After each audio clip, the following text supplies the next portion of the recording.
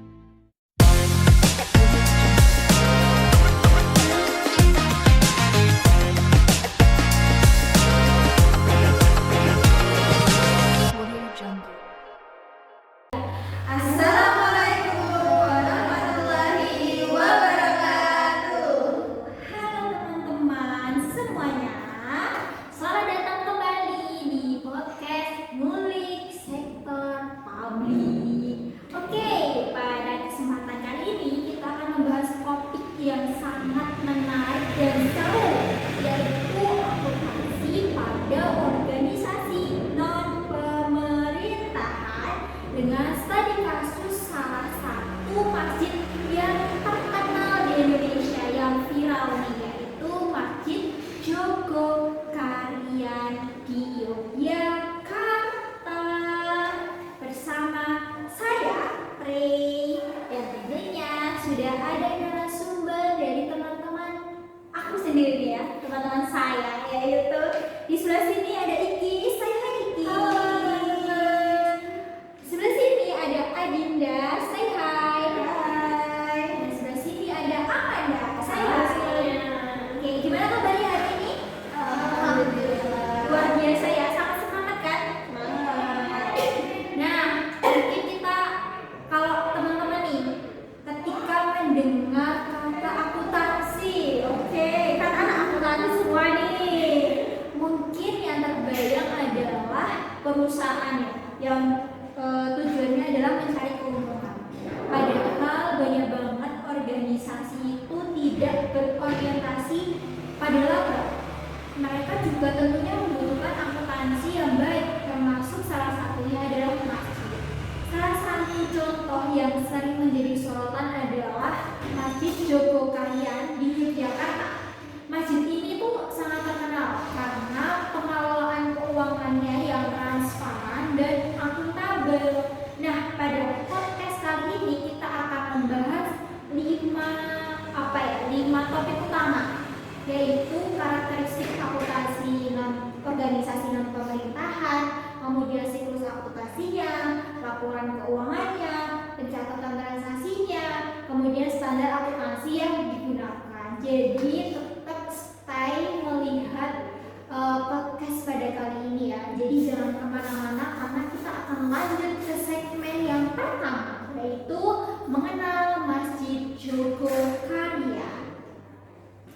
Oke, kita masuk ke segmen yang pertama, yaitu mengenal Masjid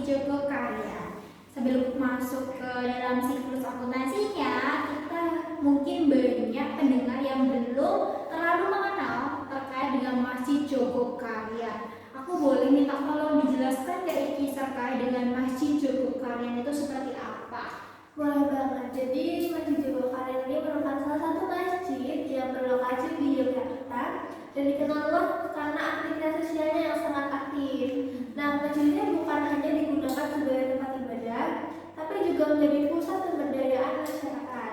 Programnya itu sangat beragam, mulai dari santunan sosial, beasiswa, pengembangan UMKM, kajian keislaman, pengelolaan zakat, program Ramadan, bantuan kemanusiaan.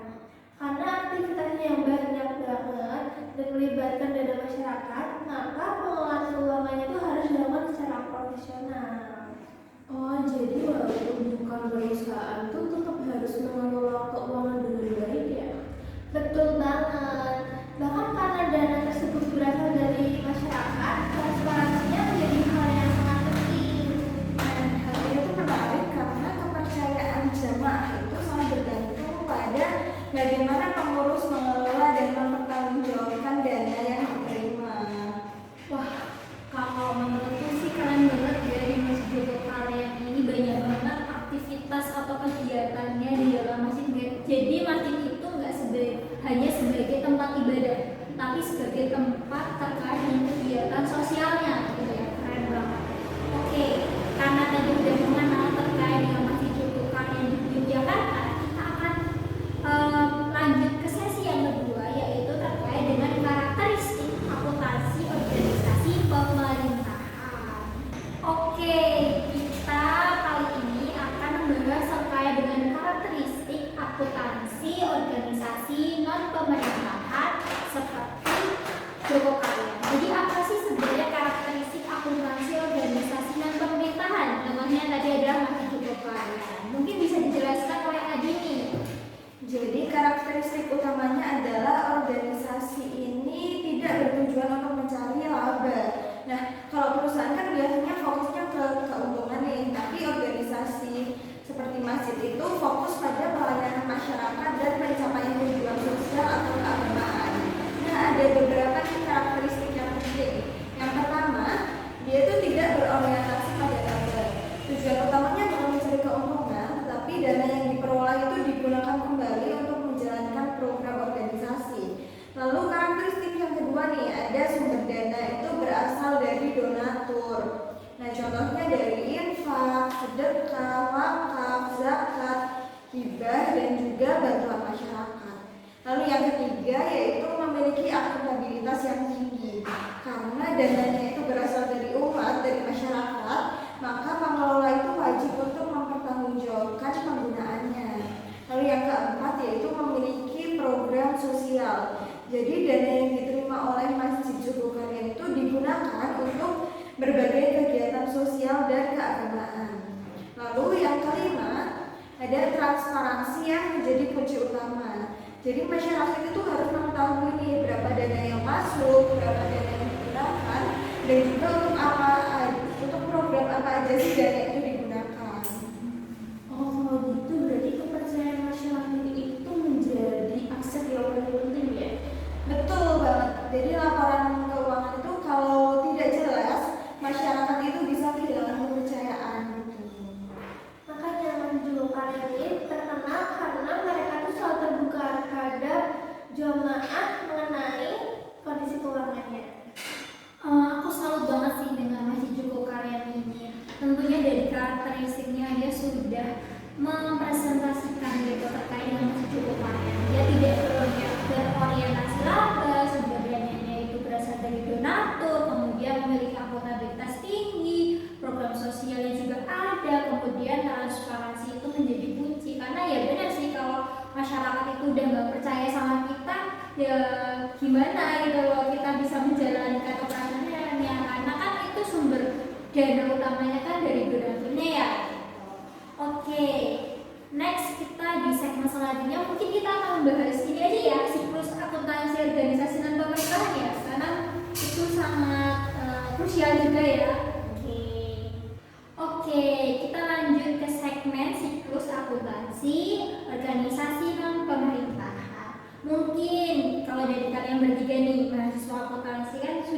familiar ya dengan istilah siklus akuntansi.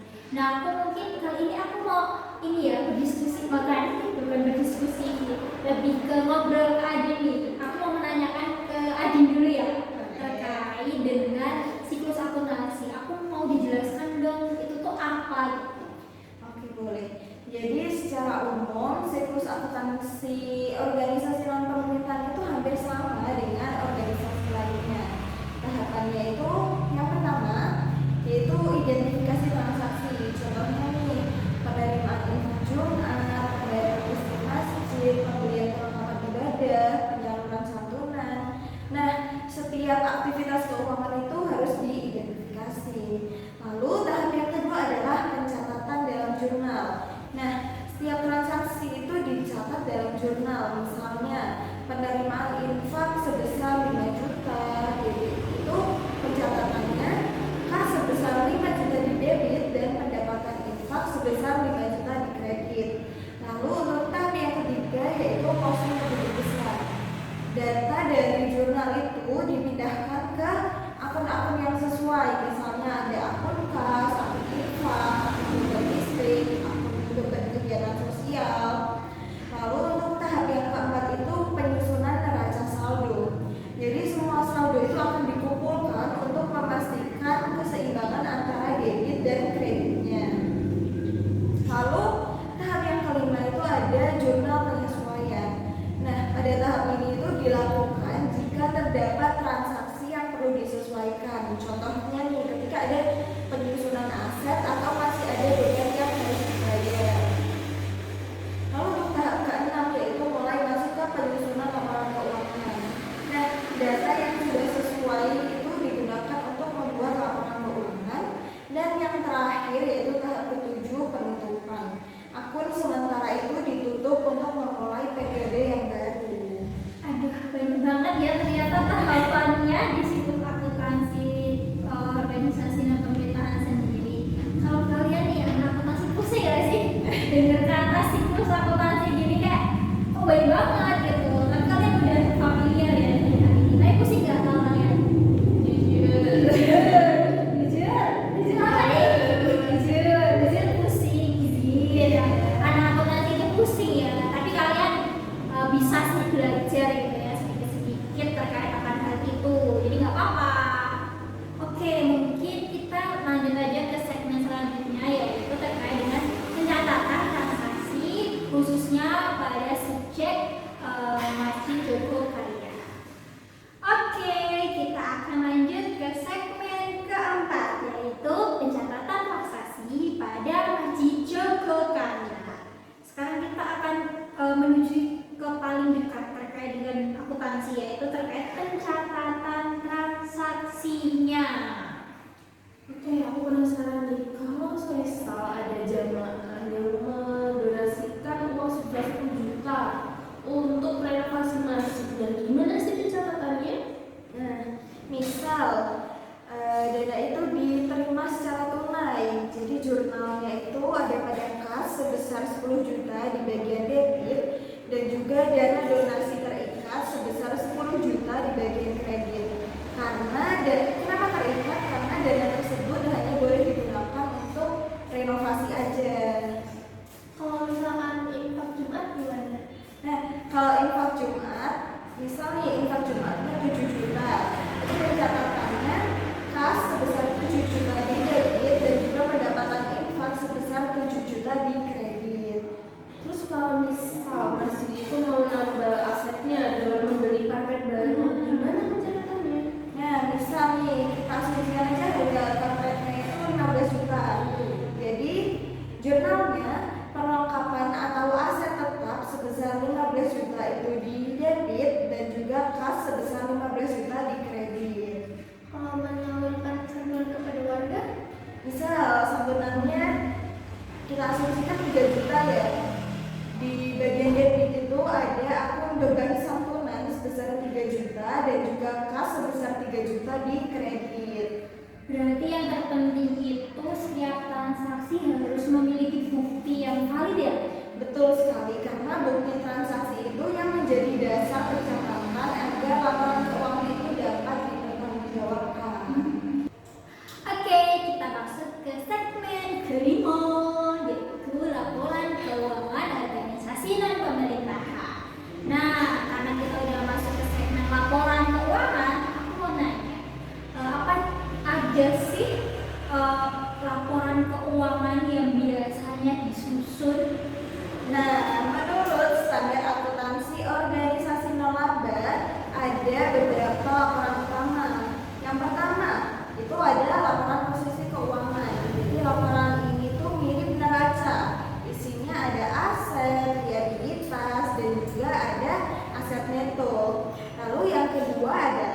laporan penghasilan komprehensif. Di laporan ini menunjukkan pendapatan dan beban selama satu periode. Lalu yang ketiga ada laporan perubahan aset neto. Di laporan ini tuh menjelaskan perubahan dari dana organisasi tersebut. Lalu yang keempat yaitu laporan arus kas yang menunjukkan kas masuk dan kas keluar di dalam organisasi tersebut. Lalu yang kelima ada CALK atau catatan atas laporan keuangan yang berisi penjelasan tambahan mengenai angka-angka yang ada dalam laporan. Oke, aku mau nanya deh, kenapa laporan arus kas itu penting di organisasi non-pemerintahan ini? Nah, karena organisasi kan bisa aja punya banyak aset tetapi tidak punya kas yang cukup untuk menjalankan program. Nah, laporan arus kas itu membantu buat melihat gimana sih kondisi likuiditas dari suatu organisasi tersebut. Berarti itu sebenarnya jenis laporannya tuh nggak terlalu jauh beda ya dengan organisasi pada umumnya ya. Ada 5 yang utama ya. Yang tadi mungkin teman-teman yang belum mendengarkan secara jelas ada laporan bersih keuangan, laporan penghasilan komprehensif, laporan perubahan aset neto, laporan arus kas, kemudian catatan atas laporan keuangan. Tapi ya banyak ya ternyata ya. Oke, mungkin selanjutnya kita akan membahas standar akuntansinya seperti apa yang digunakan untuk pencatatan laporan keuangannya. Oke, kita akan lanjut ke segmen yang kelima ya. Betul. Yaitu terkait dengan laporan keuangan organisasi non-pemerintahan. Oke, kita akan membahas terkait dengan standar akuntansi yang digunakan untuk membuat laporan keuangannya. Nah, sebenarnya standar akuntansi seperti apa sih yang digunakan itu? Jadi kalau di organisasi non-laba seperti masjid ini menggunakan standar yang mengacu pada PSAK 45 dahulu yang kini pengaturannya itu sudah terintegrasi dalam ISAK dan PSAK terkait entitas nirlaba. Tujuannya agar laporan keuangan itu lebih relevan, andal, dapat dibandingkan dan mudah dipahami.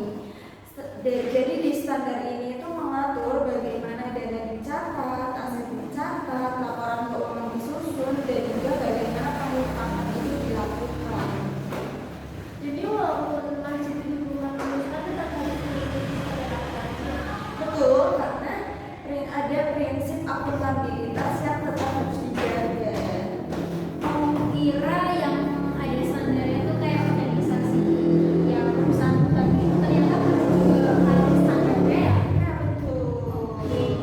Dan di sini mungkin aku mau nanya nih, mengapa akuntansi itu penting khususnya bagi masjid Jogokaryan sendiri? Oke, aku mau nanya nih, menurut kalian kenapa akuntansi itu sangat penting terutama untuk masjid Jogokaryan ini? Menurutku karena menyangkut amanah umat. Nah, aku setuju sih sama Ikis karena dalam akuntansi itu bisa membantu untuk menjadi transparansi, terus meningkatkan kepercayaan jamaah, menghindari penyalahgunaan dana, dan juga membantu pengambilan keputusan serta dapat menunjukkan profesionalisme dalam pengelolaan masjid. Jadi sebenarnya akuntansi itu bukan hanya sekedar angka ya. Betul, karena akuntansi adalah bentuk pertanggungjawaban kepada masyarakat dan juga kepada Allah Subhanahu wa Ta'ala atas amanah yang diberikan. Masya Allah. Wow, gak terasa nih kita udah di penghujung podcast pada episode kali ini. Coba kita sedikit mereview ya. Hari ini tuh kita telah membahas apa aja.